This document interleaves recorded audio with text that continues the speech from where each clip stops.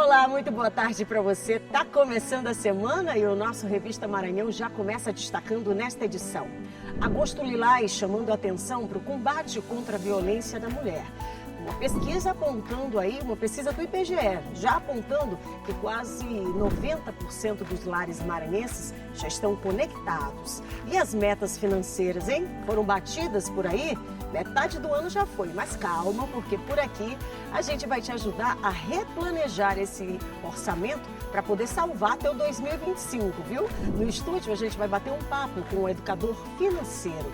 E tem ainda uma confeiteira criando uma versão do tradicional morango do amor, que é a cara do Maranhão. Tá no ar, sua revista de toda segunda.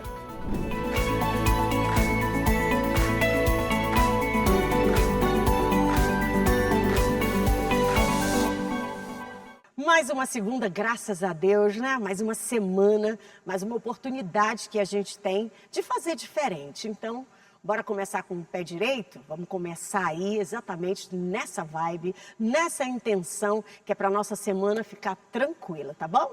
E por falar nisso, deixa eu começar o programa aqui fazendo um alerta e fortalecendo, claro, essa corrente da denúncia para casos de violência contra a mulher. E o mês de agosto marca exatamente essa que é uma campanha permanente em todo o país e que tem o objetivo de conscientizar, né, toda a sociedade pelo fim da violência contra a mulher. E o mês também comemora a criação da Lei Maria da Penha, que completa 19 anos, apesar dos dados que ainda chocam pelo número de mulheres que perdem a vida por atos tão cruéis. O Agosto Lilás marca o aniversário da Lei Maria da Penha, que completa 19 anos, e busca promover o combate à violência e garantir mais segurança às mulheres. Recentemente, um caso chamou a atenção. Juliana Garcia foi agredida no elevador pelo companheiro. Foram 61 socos dados pelo seu namorado. Foi mais uma vítima da mesma violência que é denunciada por uma mulher a cada 4 minutos no Brasil. Vários sinais podem indicar um caso de violência. A diretora da Casa da Mulher Brasileira diz que o afastamento da vítima é um dos principais. Próprias palavras dela, eles tinham um relacionamento conturbado. A violência psicológica, a violência moral, empurrão, já estavam presentes no relacionamento. E os sinais são claros, eles sempre existem. Começa com o distanciamento que é feito da mulher com a sua família e os amigos, porque essa pessoa quer ter total controle sobre essa mulher. É aquele sentimento de propriedade, é minha. Então, ela tem que viver a minha vida, conviver com os meus amigos e abandonar tudo que é dela. Os amigos, a família, as pessoas que alertam ela sobre a situação que ela está vivendo. Mesmo com ações de combate, o feminicídio ainda é uma realidade no Brasil. Em 2024, foram 1.400 casos registrados, uma média de 4 por dia. No Maranhão, os números vêm caindo. Em junho, houve redução de 42% nos casos de feminicídio na Grande Ilha. Na Grande Ilha, a gente tem todos os serviços funcionando de forma ativa e articulada. O Agosto Lilás reforça, todo ano, a importância de denunciar. A Central de Atendimento à Mulher funciona 24 horas, pelo Ligue 180. A Casa da Mulher Brasileira também oferece acolhimento, apoio psicológico, jurídico, social e abrigo para mulheres em situação de violência. Mas você sabe, né, como é que a gente pode, de alguma forma, colaborar, né? Porque essa é uma luta que não pode parar. Como eu disse agora há pouco, é um mês que chama a atenção, mas a luta ela tem que ser permanente. Então eu queria convocar você, a sua família, a sua casa, a sociedade como um todo, porque não dá mais para a gente ligar a TV, para a gente ouvir o rádio, para a gente acessar as redes sociais, a internet e ver mulheres, né, tendo a vida ceifada, mulheres apanhando exatamente por conta de tantos homens que entenderam em algum momento que esses atos aí deveriam ser cometidos. E não, a denúncia é a nossa ferramenta, por isso eu convoco você a sim poder fazer esse ato, que é um ato de amor e de solidariedade também, tá bom?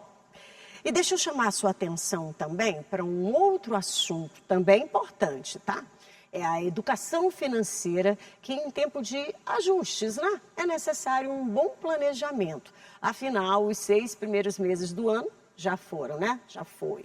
Então, tem muita gente que não conseguiu avançar nessas metas e precisa, de alguma forma, replanejar esse orçamento para poder salvar o segundo semestre. Gastar um pouco além do previsto e sentir dificuldade para fechar as contas no fim do mês é comum para muitas famílias. Quando isso acontece, a saída é economizar ainda mais. A gente tem que economizar, né?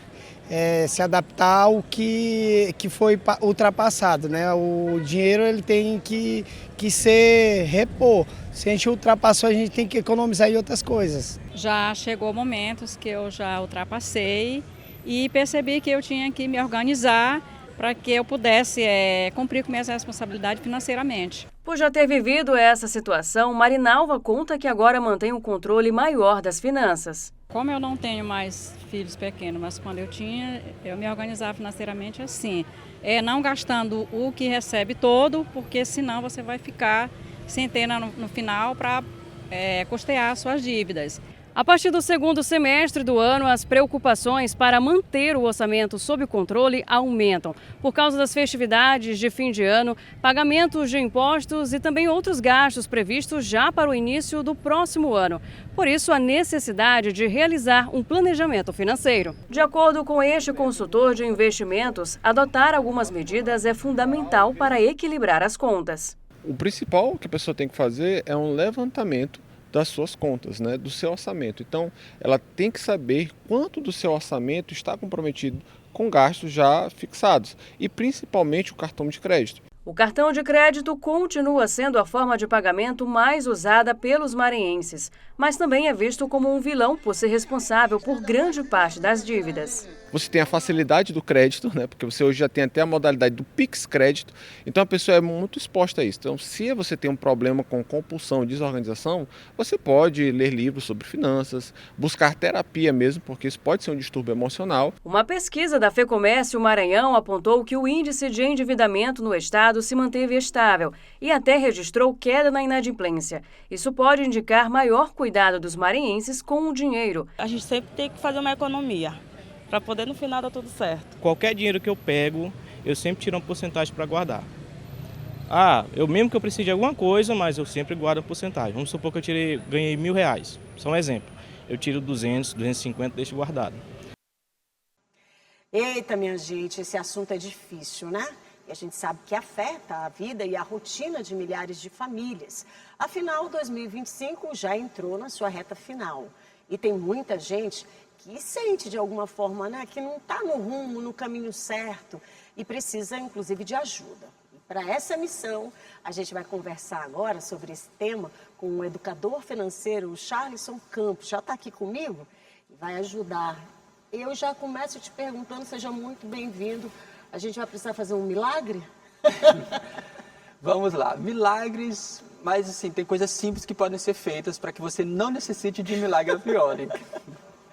Mas olha, Charles, eu vou te dizer, tem muita gente aí que agora, né? Porque assim, qual que é culturalmente a mania das pessoas? É ir deixando passar. Sim. Deixa passar, quando se espanta, chegou a metade do ano, daqui a pouco já está em dezembro, desesperado, porque aquilo que já era um problema no comecinho do ano, a bola de neve se transformou num, sabe? Como é que quem está do lado de lá pode ter um pouco, assim, a gente pode ajudar de alguma forma, não ficar tão desesperado com essa situação? Tá, vamos lá. A primeira coisa que eu gostaria de informar é que para tudo nós temos que ter algum processo, algum método. Então, tem um método que eu gosto muito de ensinar aos meus alunos, mentorados, que é o método chamado ACAD. O A de anotar, o C de confrontar, o outro A de ajustar e o D de direcionar. Então, a primeira coisa que talvez nós falhamos é o de não anotar. E aí, a prova disso é que, por exemplo, hoje no Brasil, mais ou menos 77 milhões de pessoas endividadas, e um dos principais motivos do endividamento, de onde vem, é o uso do cartão de crédito. E você percebe que quando alguém parcela uma compra, ela nunca acompanha as parcelas futuras. Ela faz a compra hoje, ela pensa que o parcelamento é só para hoje, mas ela parcelou para 5 vezes, só que ela não acompanha isso. E aí, ao longo desse caminho, ela vai gastando, esquecendo que ela já parcelou algumas coisas. E ela vai parcelando outras e outras, e vira uma bola de neve. Então, eu acho que o primeiro conceito seria esse: anotar. Se você não tem a anotação dos seus gastos, se você não tem uma planilha para saber quanto você tem de gastos mensais, você vai acabar se perdendo. E não é anotar quando acontece. Porque se eu anoto depois que aconteceu, qual a diferença acontece? Nenhuma. Então eu preciso me antecipar. Ou seja, eu, por exemplo, ensino os meus alunos. Eles já têm, quando inicia o ano, eles já sabem quanto eles ganham e quanto eles podem gastar dentro daquele limite. Ou seja, se eu ganho 8, meu limite é 7,5, por exemplo. Então eles já sabem. Passou de 7,5 não pode mais. E já sabem quais gastos podem executar também. Só que geralmente o povo não faz isso, ele não anota. Só depois que já está endividado, ele vai saber o que foi que aconteceu. E eu acho que tem um outro erro, e aí você me corrige se eu estiver errada, é que as pessoas, às vezes, geralmente pensam que essa educação financeira é para quem já tem só quem tem família, por exemplo, né? Quem tem filhos, que aí a gente sabe que o gasto aí é triplicado. Mas, né, os jovens, a criançada, essa é uma educação que deveria vir desde ali das bases, né? Para que nessa vida adulta, essa mesma pessoa compreenda, né, que é possível, né? Porque é possível você, inclusive, ter uma reserva, né, para quando precisar. E é interessante que você fala isso, por exemplo, eu tenho um filho de 7 anos, então eu gosto sempre de falar daquilo que eu faço também, para não ficar só uma teoria, né? Então, por exemplo, o meu filho de 7 anos, quando ele quer comprar algum brinquedo novo, qual é a técnica que eu ensino para ele? Antes que ele compre algo novo, ele precisa se desfazer de algo velho, para que ele não acumule somente brinquedos. Então, por exemplo, ele quer comprar agora um segundo brinquedo do Goku, ele já tem um que é outro. Eu já disse para ele, nós temos lá em casa, mais uma vez, nós temos um método para trabalhar com meu filho de 7 anos, que ele já sabe qual é, que é chamado TIG, que não é o carro. Trabalhar, investir, guardar e gastar. Ou seja, primeiro se trabalha, depois se investe, que é o I, depois se guarda e por último se gasta. A gente geralmente faz o contrário.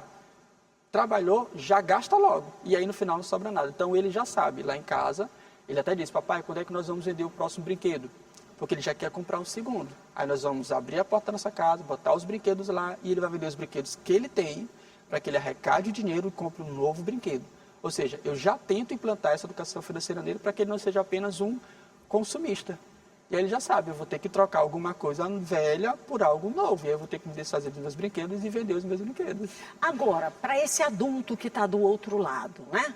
Que já está aí no caos financeiro, para esse replanejamento, essa reorganização, o que ele tem que fazer agora?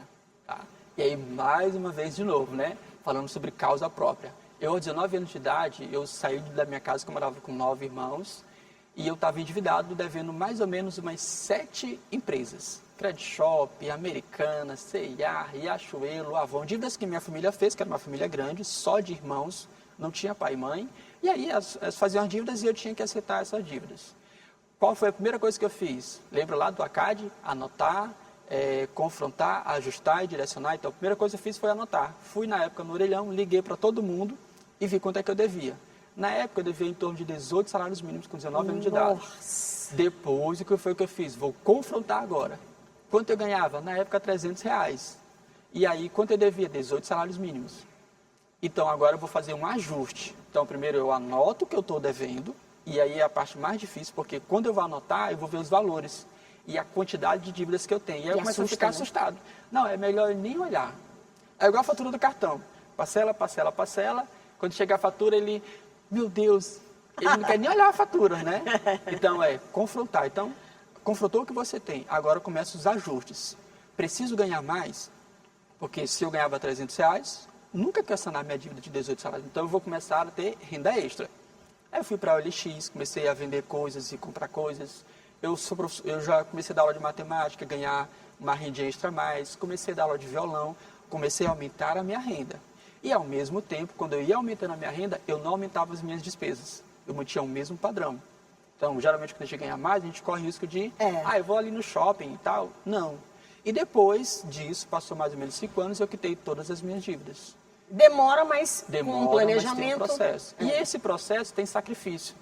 E aí é que muita gente, às vezes, não consegue. Por quê? É o sacrifício de economizar, de não ir no shopping, de não, por exemplo, uma mulher, por exemplo, minha esposa hoje, ela gosta muito de ir ao salão, todo final de semana ela tem que lavar o cabelo. Mas no início, quando a gente casou e tinha algumas pendências para resolver, ela lavava o cabelo em casa. Sim. A unha ela fazia ela mesma cortando. Hoje ela vai todo sábado no Agora, salão. é importante dentro desse raciocínio trazer a família para essa realidade Sim. também, né? E abrir o jogo de como é que estão essas finanças, né? Sim, e aí acontece hoje que você vê muitos casos, às vezes até casos ruins mesmo acontecendo, onde alguém vai lá e se divorcia do outro, por quê? Porque o marido não tem condições de dizer para a esposa que o cartão está estourado. A esposa não tem condições de dizer para o marido que o cartão está estourado. E aí, por não haver esse contato, esse diálogo, acaba que há algum conflito e às vezes é uma separação. Inclusive, o divórcio, uma das segundas causas do divórcio é a questão da infidelidade financeira. Quando não há uma transparência ali, às vezes o homem tem mais a tendência de ficar mais preocupado com o dinheiro do que a mulher em si. Mas ele tem que entender que ele casou com alguém que é parceiro, então tem que haver esse diálogo. Mas para a gente, homem, é difícil ficar em casa sem emprego, é difícil dizer que você falhou na missão, naquele momento, mas é só um momento. Você anota, você confronta, você ajusta e você direciona e depois está tudo bem. E a consciência, né? Porque aí também não dá para dar aquelas fugidinhas, comprar ali escondido e depois voltar para casa. Que aí é justamente a infidelidade financeira, que também existe a infidelidade financeira, que é quando o casal ele não consegue compartilhar as finanças deles. Agora, Jalisson, em razão do nosso tempo, para quem está em casa, né, você falou desse método que é a CAD, que é um método, né, aparentemente tranquilo para quem está do outro lado fazer, mas é necessário, de fato, ter essa responsabilidade e um compromisso de fazer, né? Sim, exatamente. Eu, por exemplo, mais uma vez, quando eu decidi encarar as minhas dívidas, percebi que estava endividado, então eu tinha que aumentar a minha renda e, ao mesmo tempo, reduzir as minhas despesas. Então, por exemplo, eu morava numa kitnet, eu tinha condição de alugar uma casa maior? Tinha, mas eu preferi não ir. Por quê? Se eu aumentasse as minhas despesas numa casa maior, eu ia acabar não tendo condições de quitar as minhas dívidas. Na época, eu morava sozinho ainda, eu fui numa escola, pedi ajuda da escola para ter o meu lanche da tarde, virar o meu jantar. Ou seja, eu busquei todas as maneiras de economizar para que eu pudesse ter condições de pagar. Hoje já sou um homem casado, então certamente o procedimento já seria outro, porque a responsabilidade já é outra. Agora tem esposa e tem filho. Não dá mais para viver do lanche da escola, né? Ah, com certeza. Tem outras responsabilidades Sim. e outras reorganizações e arranjos dentro de casa. Em razão do nosso tempo, como eu disse agora há pouco, vou precisar encerrar, mas eu queria muito que você disponibilizasse, né, o seu Instagram, o seu endereço lá no Instagram, para que as pessoas de alguma forma tirassem as suas dúvidas, né? Afinal de contas, a gente sabe que são muitas as dúvidas nesse assunto, né? Pronto, as minhas redes sociais todas elas são TikTok, Instagram e também YouTube, é Doutor Equilíbrio. Inclusive, lá tem planilhas gratuitas para que você possa baixar e organizar também a sua vida financeira. E lá eu explico, por exemplo, como ganhar dinheiro com cartão de crédito, deixar de ser o vilão, como organizar suas finanças, como começar a investir com R$10. A partir de 10 conto você já começa a investir. Então, Doutor Equilíbrio, em todas as redes sociais você pode acompanhar e colocar suas finanças em ordem. Já vou deixar o convite para você voltar com a gente para outros temas relacionados às finanças, tá bom? Estamos juntos, agradeço o convite. Obrigada. Mas olha, eu vou para o intervalo, é rapidinho, na volta a gente fala aí sobre essa couve, o cheiro verde e tudo isso tá virando força da mulher, viu? Principalmente no campo, numa ação lá na zona rural. E tem ainda o tradicional morango do amor ganhando uma versão diferenciada. E tá com a cara do Maranhão, viu? É um instante só. Sai daí não que eu volto já já.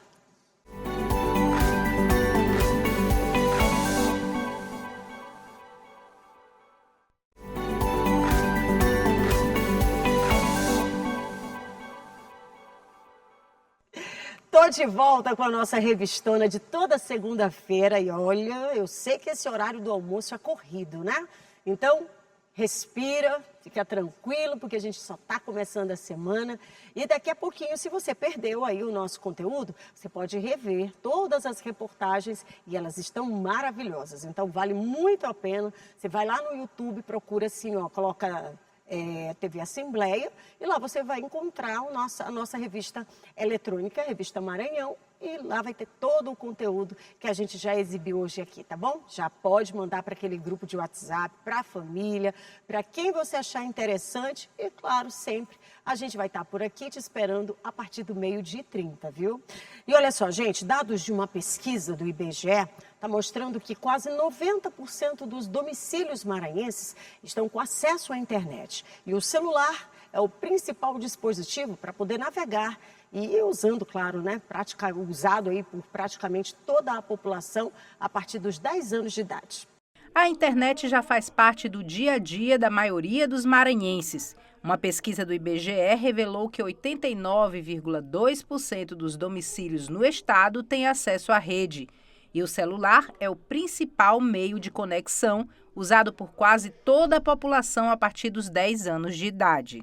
Os idosos estão cada vez mais conectados, né? Então eles representam a maior expansão que a gente teve desde o início da série histórica. Em 2016, apenas 2,2% dos idosos utilizavam a internet. Hoje, esse número já subiu para mais de 10%. A pesquisa mostra que houve crescimento expressivo no uso da internet entre os idosos. Em 2016, o percentual era de 2,2% e agora chegou a 10,9%. Eu comecei assim, eu fazendo minhas atividades na cozinha, né? Fazendo a comida, limpando a cozinha, limpando casa, e ele me filmando sem eu saber, né? Aí, depois que eu descobri, eu comecei a brigar com ele, né? E ele filmando. Eu brigava, batia nele, aí começou a daí, né? Aí ele disse, mamãe, vamos embora continuar. Eu digo, vamos, mas não sei se vai dar certo. Aí ele continuou. Aí ele disse, mamãe, continua. Aí eu comecei a vestir meu cachorrinho, porque era roupa de cachorra. E ele ficava quietinho, bonitinho, meu cachorro. Aí filmou, aí viralizou tudo isso aí. Aí foi daí que começou. A dupla compartilha momentos do dia a dia de forma divertida. Corrida, culinária, lazer e até reflexões sobre tecnologia fazem parte do conteúdo. A sintonia entre mãe e filho transforma a internet em um espaço de convivência e aprendizado.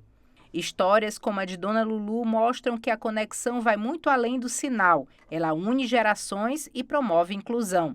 Mas mesmo com os avanços, o Maranhão ainda enfrenta desafios e precisa avançar especialmente nas regiões mais vulneráveis. Quanto mais perto se chega dessa universalização, mais difícil fica, né? A gente está falando de lugares de difícil acesso, de zona rural, de poucos recursos.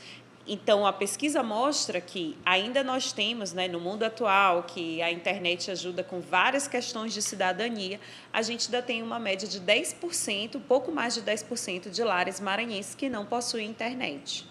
E olha que história bacana, lá na comunidade de Coquilho, aqui em São Luís, uma associação voltada às mulheres do campo está apostando na profissionalização para potencializar a produção e assim melhorar ainda mais os resultados do campo. Alface, couve e cheiro verde são algumas das hortaliças cultivadas nesta terra fértil, onde atua a Associação Mulheres do Campo em Ação, no Coquilho 2, Zona Rural de São Luís. Para impulsionar a produção, as agricultoras do projeto participaram de uma oficina para melhorar os resultados. A gente participa de várias feiras, vários eventos no estado mesmo. Mas a finalidade dela principal é a agricultura, é buscar políticas públicas para fomentar a questão da agricultura familiar para as mulheres e o seu entorno. A oficina começou com a parte teórica, tendo como instrutores engenheiros agrônomos e professores da Universidade Estadual do Maranhão. Essa oficina vai ser uma oficina de canteiros sintrópicos e a gente vai fazer uma oficina com base na agroecologia, né? Estruturando os canteiros a partir do que a gente tirou da natureza, troncos, folhas secas, e aí a partir disso a gente vai estruturar os canteiros e diversificando eles, né? Com tudo que as mulheres aqui do campo de Coquilho já produzem, alface, maxixe, pimenta, mamão. Apesar de precisarem de cuidados diários, esses tipos de hortaliças são mais fáceis de cultivar e crescem rápido, o que permite uma colheita contínua e ainda tem boa saída no mercado.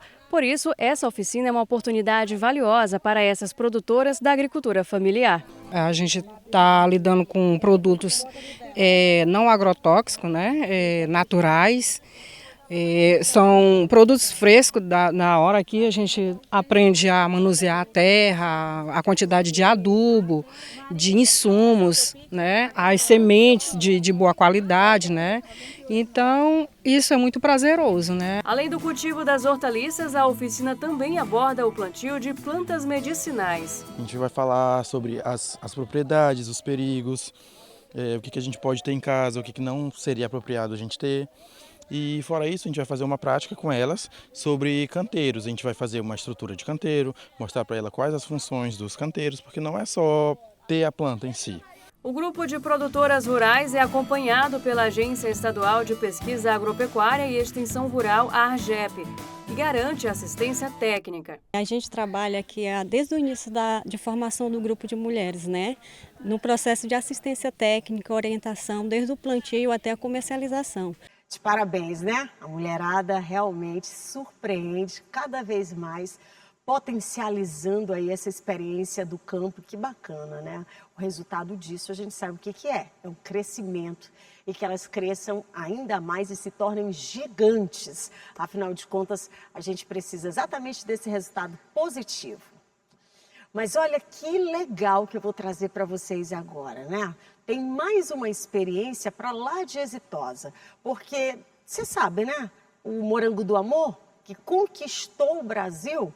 Pois é, o Brasil inteiro apaixonado aí por esse morango do amor, que agora ganhou um toque maranhense pelas mãos de uma jovem confeiteira e virou o morango do amor, só que Saputi, nessa versão que é extremamente regional e que tem agradado muitos paladares.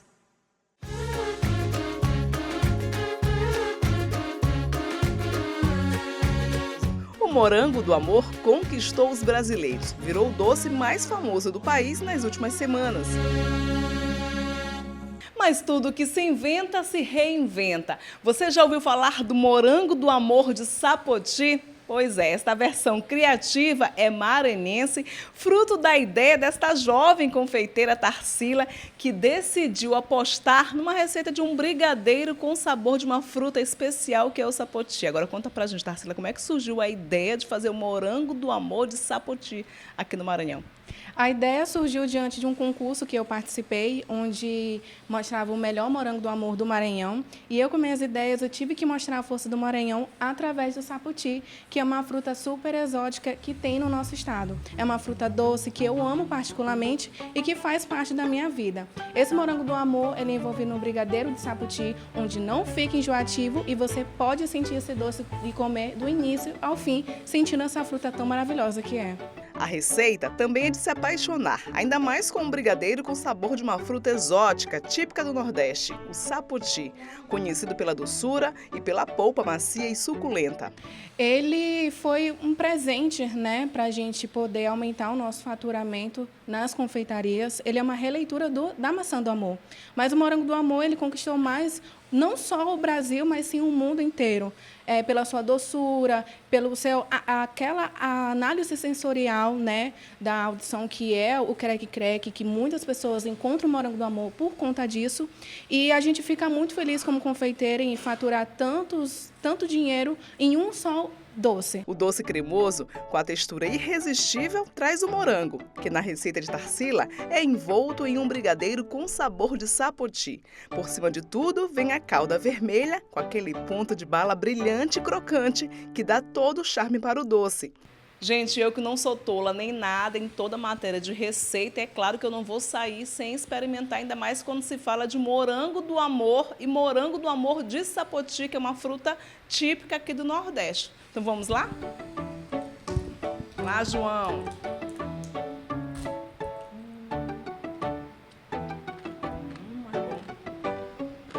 Muito bom.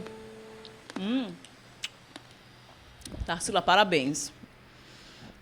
Hoje esse doce aqui é símbolo também de amor, de afeto, é presente, é doação.